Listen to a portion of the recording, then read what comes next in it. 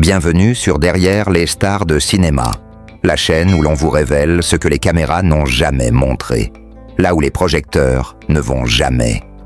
Aujourd'hui, nous vous emmenons au cœur d'un récit que personne n'aurait pu imaginer, celui d'une icône intemporelle, une femme à la voix d'or qui a conquis le monde entier et qui, à 90 ans, a bouleversé l'opinion publique avec une révélation aussi intime qu'inattendue.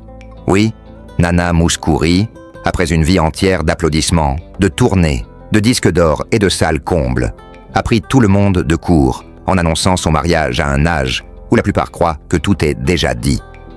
Mais ce qui intrigue encore plus, ce n'est pas tant le mariage que l'identité de l'homme qui partage désormais sa vie. Qui est-il? Depuis combien de temps était-il dans l'ombre? Pourquoi ce secret si bien gardé pendant toutes ces années? Et surtout, pourquoi maintenant? Au fil de cette vidéo, vous allez découvrir une Nana Mouskouri comme vous ne l'avez jamais vue. Sincère, vulnérable, amoureuse. Des lettres jamais envoyées, des regards fuyants, des voyages gardés hors des radars. Tout un pan de sa vie privée se dévoile enfin. Et il est bien plus touchant que tout ce que les magazines ont pu raconter. Derrière les lunettes noires, la carrière monumentale et l'image toujours impeccable, se cache une histoire d'amour discrète, fidèle, patiente. Une histoire que Nana Mouskouri a enfin accepté de partager. Et une fois que vous l'aurez entendue, vous ne verrez plus jamais cette légende de la même manière. Installez-vous, abonnez-vous si ce n'est pas déjà fait, et suivez-nous dans ce récit fascinant qui prouve, une fois de plus, que l'amour n'a pas d'âge et que les secrets les mieux gardés sont parfois les plus beaux. Il y a des histoires qu'on ne croit possibles que dans les romans, des histoires si pleines de mystère, de tendresse et de courage silencieux qu'on pourrait les croire inventées. Et pourtant, parfois, la vie elle-même se charge d'écrire les chapitres les plus bouleversants. C'est ce qui est arrivé avec Nana Mouskouri, icône intemporelle de la chanson, reconnue mondialement pour sa voix cristalline, ses lunettes noires et sa discrétion légendaire. Mais ce que personne n'avait vu venir, c'est qu'à 90 ans, la chanteuse allait révéler un secret si profondément enfoui qu'il avait traversé les décennies sans jamais franchir ses lèvres. Un mariage, un nom, un homme, celui qu'elle a aimé en silence, loin des projecteurs, dans un coin intime de son cœur, bien à l'abri des rumeurs et des interviews. À une époque où tout semble immédiat, filmé, commenté, Nana Mouskouri a prouvé qu'il est encore possible de vivre une histoire d'amour invisible aux yeux du monde. Jusqu'au jour où elle choisit, enfin, de la dire. « Cet homme n'a jamais cherché à me voler la lumière », dira-t-elle dans une lettre manuscrite, lue lors de la cérémonie. « Il a préféré marcher à mes côtés, dans l'ombre douce, avec patience et confiance. Personne, ou presque, ne connaissait l'existence de cet homme discret, resté toujours en arrière-plan. Il ne l'accompagnait pas sur scène, ne paraissait pas en photo, ne parlait jamais aux journalistes. C'était un visage dans la foule, un silence fidèle, une présence constante. Leur amour n'était pas fait de démonstrations publiques, mais d'un échange de regards, de gestes codés, de rendez-vous secrets dans des lieux improbables. Une librairie d'Athènes, un jardin d'hiver à Montréal, un hôtel caché en bord de mer au Portugal. Pendant des années, ils ont vécu ainsi. Lui dans l'ombre, elle dans la lumière. Elle parcourait le monde, enchaînait les concerts, recevait les hommages. Et le soir venu, elle retrouvait dans une simple lettre ou un appel discret le souffle paisible de cet amour qu'elle n'osait pas montrer. La question que tout le monde se pose reste sans réponse claire. Pourquoi attendre 90 ans pour révéler un amour aussi puissant? Peut-être parce qu'il y a des sentiments qui deviennent plus vrais quand on prend le temps. Peut-être parce qu'elle voulait que ce dernier aveu soit le plus libre de tous, détaché des attentes du monde, libéré du regard des autres. Le mariage fut simple, intime. Quelques membres de sa famille, 2 amis proches, une petite chapelle perdue sur une île grecque et une robe blanche cousue à la main. Rien de spectaculaire, et pourtant, dans les yeux de Nana, ce jour-là, brillait quelque chose de plus intense que tous les projecteurs qu'elle avait connus dans sa vie. Pendant des années, elle a chanté l'amour. Elle a prêté sa voix à des centaines de mélodies, touchant des millions d'âmes à travers le monde. Mais ce que personne n'a jamais su, c'est que la plus belle de ses chansons n'a jamais été enregistrée. Elle était vivante, mais secrète, vibrante, mais silencieuse. Elle avait un nom, un regard, une main familière.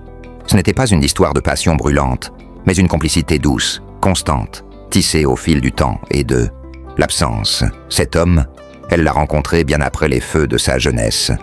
Ce n'était pas un collègue de scène, ni un homme de pouvoir. Il n'avait rien à prouver. Il n'essayait pas de la séduire. Il l'écoutait, vraiment. C'est ce qui l'a bouleversée. Elle, qui avait passé sa vie à remplir des salles de concert, s'était toujours sentie un peu seule dans les coulisses. Lui, il n'avait pas besoin de parler pour être là. Il la regardait comme on regarde une vérité ancienne, avec calme et respect. Il se retrouvait dans des cafés discrets, échangeait des livres annotés, s'écrivait encore des lettres manuscrites. Il ne lui demandait jamais quand elle reviendrait. Il lui demandait seulement si elle se souvenait du goût du thé de leur dernier rendez-vous. Chaque moment partagé avait la texture d'un poème secret. À 90 ans, on croit souvent que l'histoire est écrite, que le corps se fatigue, que les élans s'éteignent. Mais pour elle, l'amour est revenu comme une lumière lente, pas éclatante mais chaude. Ce n'était pas une folie. C'était une évidence, une nécessité douce, qu'elle ne pouvait plus cacher. Elle disait « Ce n'est pas parce qu'on a connu 1000 scènes que l'on sait ce que veut dire le mot présence. » Il m'a appris à rester, en silence, sans performance. Ce n'était pas un mariage pour marquer quelque chose. C'était un geste pur, intime, un pacte entre deux âmes qui savaient que le temps leur était compté, mais qu'il leur suffisait de quelques heures ensemble pour faire oublier toute une vie d'attente. Dans une armoire en bois clair, bien à l'abri des curieux, elle gardait les traces de cette vie parallèle. Un foulard qu'il lui avait prêté un jour de vente à Genève. Une montre arrêtée à l'heure exacte de leur première rencontre. Un vieux carnet noir, rempli de petites phrases, de fragments de pensées partagés. À 90 ans, elle a décidé d'ouvrir cette armoire. Pas à la presse, pas au public, mais à sa famille, à ses amis. Et un jour, dans une interview audio confidentielle, elle l'a dit. Il n'est jamais monté sur scène, mais c'est lui qui m'a donné la force d'y rester. Certains étaient surpris, d'autres profondément émus, mais personne ne l'a jugé. Car l'amour à 90 ans, loin d'être une excentricité, est peut-être la forme la plus sincère de toutes les amours. Délesté du regard des autres, du besoin de plaire ou de réussir, il ne reste que la présence, le respect et l'échange de silence. Ils vivent aujourd'hui dans une petite maison, non loin de la mer. Pas de luxe, pas de bruit. Elle lit beaucoup. Ils cuisinent. Le matin, ils boivent leur café, en regardant les oiseaux, loin des projecteurs, loin du passé. Mais dans les yeux de Nana Mouskouri, il y a cette lumière nouvelle, celle de quelqu'un qui n'a pas renoncé, même après avoir tout vécu, qui a compris qu'il n'était jamais trop tard pour aimer, et surtout, jamais trop tard pour le dire. Derrière chaque grande voix, il y a des silences. Derrière chaque icône, une famille. Nana Mouskouri n'a jamais cherché à étaler sa vie intime sous les projecteurs. Et pourtant, son histoire familiale, si on l'écoute bien, résonne comme un chant discret, profond, tissé de douleurs cachées, de liens brisés et de tendresse muette. Peu savent que Nana, de son vrai nom, Ioanna Mousdjouri, a grandi dans une maison modeste, à Athènes, où la musique n'était pas un luxe mais un besoin. Son père, Constantin, travaillait dans un petit cinéma. Il projetait des films muets, parfois des actualités, parfois des westerns, et rêvait secrètement d'être pianiste. Il ne l'a jamais dit. Il préférait se taire, mais lorsqu'il passait le ballet après les séances, il sifflait des airs de jazz américains. C'est là que la petite Nana, cachée derrière les sièges, découvrit pour la première fois que le son pouvait consoler. Sa mère, Alexandra, était couturière, une femme d'une beauté silencieuse, les doigts nez pleins d'aiguilles et le regard toujours inquiet. Elle cousait les robes des autres femmes, mais portait toujours la même jupe noire. C'est elle qui transmit à ses deux filles le sens du sacrifice. Nana et sa sœur Jenny, plus jeune, plus exubérante, partageaient entre une chambre minuscule, un miroir fêlé et un rêve trop grand pour leur mur. Mais seule Nana avait la patience d'écouter le silence avant chaque note. Jenny fut longtemps le mystère oublié de la vie de Nana. On parlait peu d'elle, parce qu'elle avait choisi une autre route. Si Nana a construit un empire de voix, Jenny a préféré la rébellion. Elle voulait devenir danseuse, mais la guerre, puis la pauvreté, l'ont clouée à une vie sans scène. Entre les deux sœurs, il y eut de l'amour, des jalousies, des silences. Jenny disait « Ma sœur chante pour le monde, moi, je vis pour moi ». Elle se retrouvait parfois, rarement, un été sur 2, un anniversaire sur 4. Mais à chaque fois, Nana lui offrait une chanson inédite, une chanson que personne d'autre n'entendrait jamais. Peu de gens savent que Nana a eu une fille, Hélène. Une enfant discrète, née loin des flashs, élevée entre 2 avions. Hélène n'a jamais voulu de lumière. Elle en a grandi en écoutant sa mère à la radio, mais préférait dessiner en silence, assise au sol. Nana, souvent absente, a tenté d'être mère à distance. Des lettres, des peluches, des appels depuis Tokyo ou Berlin. Elle envoyait des enregistrements sur cassette. « Ma chérie, je t'aime jusqu'à la lune. Je chante pour toi ce soir à Montréal. » Hélène, aujourd'hui adulte, vit dans une maison pleine de plantes. Elle n'a jamais chanté. Elle dit qu'elle porte déjà assez de musique dans le nom de sa mère. Et pourtant, dans ses gestes, dans sa façon de regarder le monde, il y a cette même douceur que l'on retrouve dans les ballades de Nana. Dans la mémoire de Nana, il y a des fantômes tendres. Son frère, Nikos, mort trop jeune. Son oncle Thanassis, qui jouait du bouzouki en cachette. Et sa grand-mère Maria, la seule qui osait lui dire qu'elle chanterait un jour devant les rois. Maria disait « Tu n'as pas besoin d'être belle, ta voix suffit ». Quand Nana a reçu ses premiers prix, elle n'a pensé ni au public, ni au producteur. Elle n'a pas la pensée à cette vieille femme, assise au seuil d'une maison blanche, avec les pieds nus et un regard de prophète. Avec le temps, Nana s'est construite une famille parallèle. Des musiciens, des amis d'enfance retrouvés, un chauffeur qui est resté 30 ans à son service, un chef d'orchestre devenu frère de cœur. Elle disait souvent « Le sang ne fait pas tout ». Ce sont ceux qui restent quand les projecteurs s'éteignent qui méritent qu'on les appelle famille. Et puis il y a lui, l'homme qu'elle a épousé, Téna, à 90 ans. Il n'a jamais porté son nom, il n'a jamais demandé de photos, mais il connaît chaque détail de sa voix. Il sait quand elle respire trop tôt, il sait quand elle cache une larme dans une note longue, et ça, aucun biographe ne l'a jamais écrit. Nana Mouskouri n'est pas seulement une voix, elle est une femme faite de silences familiaux, de ruptures muettes, de réconciliations secrètes. Sa famille n'est pas lisse, elle est humaine, et c'est ce qui la rend fascinante. Derrière chaque chanson d'amour, il y a un oncle qui l'a encouragée, une sœur qui l'a défiée, une fille qui a appris à vivre sans elle, et une grand-mère qui lui a donné la permission d'être elle-même. À 90 ans, elle ne chante peut-être plus sur les grandes scènes, mais elle murmure encore à ceux qui l'écoutent vraiment. Ma plus belle œuvre, ce n'est pas ma carrière. Ce sont les liens que j'ai noués sans que personne ne les voie. Dans chaque famille célèbre, il y a ceux qui portent le nom comme une couronne et ceux qui le ressentent comme un fardeau. Chez les Mouskouri, cette vérité s'est inscrite en silence, génération après génération. La gloire de Nana n'a jamais été un sujet de conversation autour de la table. C'était une évidence, presque une ombre familière, qui planait sur les repas, sur les albums photos, sur les absences justifiées par des tournées sans fin. Son petit-fils, Alexios, en parlait rarement. Adolescent discret, passionné d'architecture et de silence, il n'a jamais voulu être le petit-fils de... À l'université, il signait ses projets sous un pseudonyme. Il disait « Ma grand-mère chante pour le monde, moi je construis pour le silence ». Et pourtant, c'est dans une de ses maquettes, présentée à Athènes en 2021, qu'il a glissé un détail invisible au public, un mur incurvé, conçu pour reproduire l'acoustique exacte de la voix de sa grand-mère. Nana a souvent dit que la famille est une partition qu'on apprend à lire à contre-temps. Elle a manqué des anniversaires, des remises de diplômes, des moments ordinaires mais essentiels. Ce sont ses proches qui, patiemment, ont rempli les vides. Une cousine éloignée devenant marraine, une nourrice qui resta jusqu'à l'adolescence de sa fille, un voisin qui envoyait des photos à Nana pendant ses tournées. Un jour, en Allemagne, elle a reçu une boîte. Elle venait de Crète.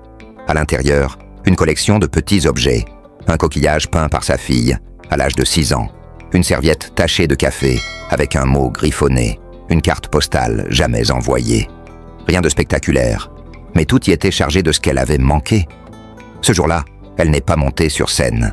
Pour la première fois, elle a annulé un concert. Elle a passé la nuit entière à écrire à chaque membre de sa famille. Sa lignée, du côté paternel, venait d'une région isolée du Péloponnèse. Des bergers, des pêcheurs, des femmes dures, qui chantaient pour survivre. On disait que son arrière-grand-mère, Yulia, était folle de musique. Elle chantait même dans les champs, seule, entourée d'oliviers. Elle n'a jamais appris à lire, mais transmettait des poèmes par la voix. C'est d'elle, pense Nana, que lui vient cette mémoire mélodique, cette capacité à retenir des centaines de chansons en une écoute. Dans un vieux tiroir, Nana conserve encore une broche rouillée, transmise de mère en fille. Pas pour sa valeur, mais parce qu'à l'intérieur, on y trouve une mèche de cheveux et un mot cousu, voix libre. 2 mots qui sont devenus sa devise sans qu'elle le sache. Dans chaque famille, il y a aussi des brèches, des départs qu'on ne commente pas. Un oncle qui a quitté le pays après une dispute, une tante dont on n'a jamais su si elle était partie ou exclue. Nana a grandi entourée de ces absents mystérieux.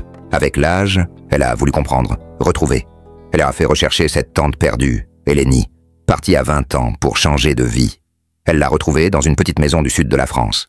Femme aux cheveux gris, vivant seule avec 3 chats, refusant les interviews.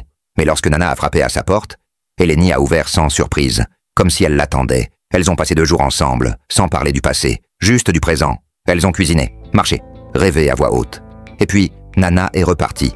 Aucun mot sur leur lien n'a été publié. Mais dans le prochain album qu'elle a dédié à la famille, une chanson est simplement intitulée « Pour toi, que je n'ai jamais oublié ». L'année de ses 90 ans, Nana a décidé de faire quelque chose qu'elle n'avait jamais osé. Réunir toute sa famille, visible et invisible, dans un lieu unique. Ce ne fut pas un gala, ni un événement public, mais une maison louée dans les Cyclades. Tous étaient là. Sa fille, ses petits-enfants, ses cousins, ses musiciens les plus proches, son ancien chauffeur, et même 2 anciens professeurs de chant. Elle a pris la parole sans micro. Sa voix tremblait, mais portait encore toute la douceur du passé. Vous êtes ma plus grande chanson, et elle n'est pas encore terminée. Le soir même, ils ont chanté ensemble. Pas pour un public, juste pour eux. Et dans cette nuit étoilée, sa famille a enfin entendu la vraie Nana. Celle que les foules ne connaîtront jamais. Ce que peu de gens savent, c'est que le véritable trésor de Nana Mouskouri n'a jamais été compté en millions, mais en silence, en partitions manuscrites et en souvenirs figés dans le marbre du temps. Et pourtant, au fil des années, elle a bâti un empire discret, un empire sans château, ni exposition tapageuse, mais un royaume intime, où chaque objet raconte une histoire que seuls les yeux patients peuvent déchiffrer. Au cœur d'une maison simple perchée sur les hauteurs d'un village grec, dont elle refuse toujours de dévoiler le nom, se cache une pièce que même ses plus proches collaborateurs n'ont jamais visitée. Cette pièce, protégée par une porte en bois brut, sans poignée, apparente, renferme la bibliothèque de sa vie. Des milliers de pages y dorment, des lettres jamais envoyées, des partitions annotées, des enregistrements vocaux de répétition, des journaux intimes de tournée. Certains documents sont si anciens que le papier s'effrite à la lumière. Nana les relit, parfois, seule, en silence. Pas pour se souvenir de ce qu'elle a été, mais pour retrouver la voix qu'elle était avant d'être entendue. Elle possède bien des bijoux, oui, mais aucun n'a été acheté. Tous sont des cadeaux. Le plus précieux, une broche en forme de clé de sol, façonnée à la main par un enfant aveugle, offert après un concert en Uruguay. Elle la garde dans une boîte en cuir noir, avec une simple inscription, pour que vous sachiez que votre voix a des couleurs. Dans un autre tiroir se trouve une bague étrange, en cuivre, sans valeur marchande, mais gravée de 3 lettres anciennes, les initiales de sa mère. Elle ne la porte jamais. Elle dit que cette bague pèse plus que l'or. Nana n'a jamais voulu s'enraciner dans une seule maison. Elle en possède plusieurs, dans divers coins du monde, mais elle n'habite jamais très longtemps au même endroit. Pourquoi? Parce qu'elle croit que la voix doit rester en mouvement. Chaque maison est un chapitre, une mémoire. À Berlin, elle garde une pièce remplie de vinyles rares qu'elle écoute encore sur une vieille platine. À Montréal, une collection de photos en noir et blanc. À Lisbonne, des carnets de voyage. À Athènes, le piano de son père, accordé une seule fois depuis sa mort. Elle ne loue jamais ces lieux. Elle y retourne de temps en temps, comme on visite de vieux amis, dans une de ses propriétés qu'elle appelle simplement la retraite. Existe une salle étrange, sans fenêtre, sans décoration, mais parfaitement acoustique. Les murs, tapissés de matériaux absorbants, forment un cocon sonore absolu. Là, elle s'enregistre parfois, pas pour produire, pas pour sortir un disque, mais pour vérifier si sa voix résonne encore en elle, sur une étagère, des micros d'époque, tous numérotés, chacun lié à une tournée précise. Celui-ci, c'est le Japon 1982, celui-là, l'Argentine 1974. Chaque micro est comme un témoin, une mémoire.